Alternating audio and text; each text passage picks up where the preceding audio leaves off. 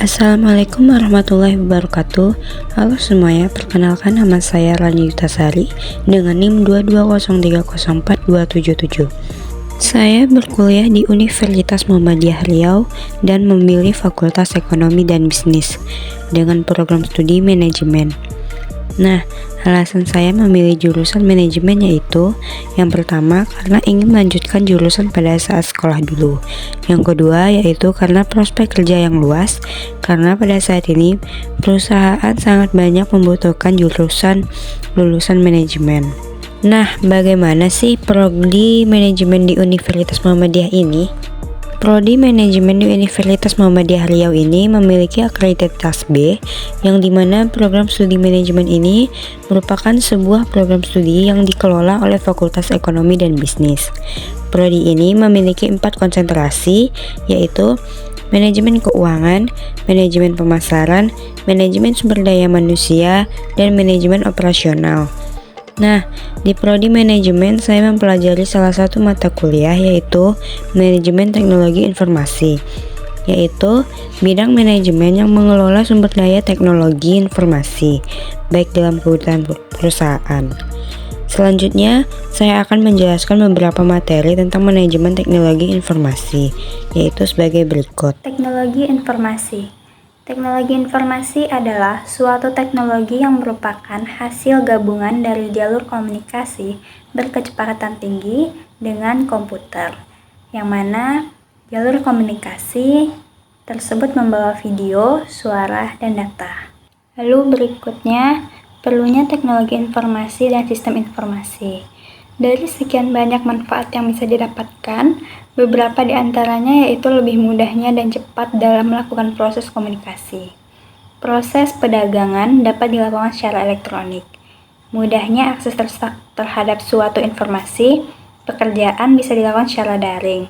Bahkan, lingkungan pun menjadi lebih terjaga dikarenakan penggunaan kertas yang lebih sedikit. Selain dikarenakan beberapa manfaat tersebut, penyebab suatu teknologi informasi menjadi sangat diperlukan juga dikarenakan tekanan akibat dari persaingan bisnis, meningkatnya kompleksitas dari tugas manajemen, perlunya waktu tanggap yang lebih cepat, dan pengaruh globalisasi. Kemudian, perangkat keras atau hardware.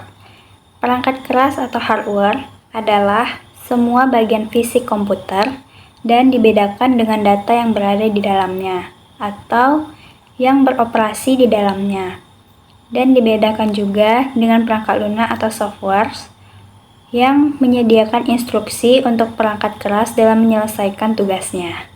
Kemudian selanjutnya adanya perangkat lunak atau software. Perangkat lunak ini merupakan peranti atau komponen dari komputer yang berbentuk data, program, dan file digital yang bisa dibaca atau dipasang dalam komputer. Software ini juga bisa disebut sebagai bagian sistem dalam komputer yang tidak memiliki wujud. Kemudian, adanya pengambilan keputusan di level manajemen. Pengambilan keputusan ini merupakan suatu hasil dari proses mental atau kognitif yang membawa seseorang terlibat ke dalam pemilihan sebuah rangkaian aksi. Ya, dari beberapa alternatif pemecahan masalah yang ada, semua proses pengambilan keputusan tertentu menghasilkan suatu keputusan final. Lalu selanjutnya adanya tipe-tipe pengambilan keputusan. Pengambilan keputusan ini dibagi menjadi 3 tipe, yaitu yang pertama adanya struktur, yang kedua setengah struktur, dan yang ketiga tidak terstruktur. Lalu kemudian adanya jenis-jenis pengambilan keputusan.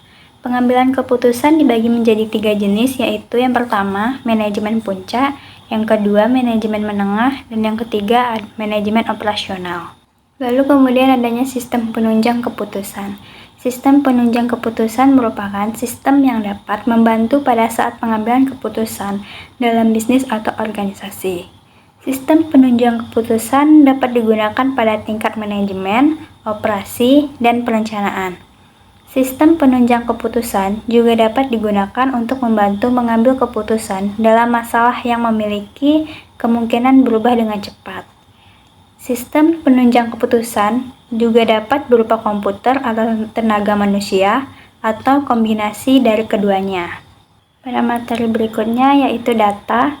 Data adalah bentuk informasi dengan bahasa tertentu yang telah diolah secara efisien dan dapat berupa subjek tunggal maupun subjek plural yang digunakan dalam suatu proses tertentu. Contohnya, data dapat berupa lembar absensi mahasiswa dalam suatu perkuliahan. Lalu kemudian, informasi. Informasi adalah hasil dari data yang telah diproses sedemikian rupa sehingga dapat memberikan pengetahuan kepada orang yang menerimanya. Informasi dapat dikatakan sebagai data apabila informasi tersebut dimasukkan ke dalam komputer. Dan jika data tersebut telah diproses, maka keluarannya akan bisa dikatakan sebagai informasi lagi. Lalu kemudian adanya pengetahuan. Pengetahuan ini merupakan informasi yang dikodifikasikan.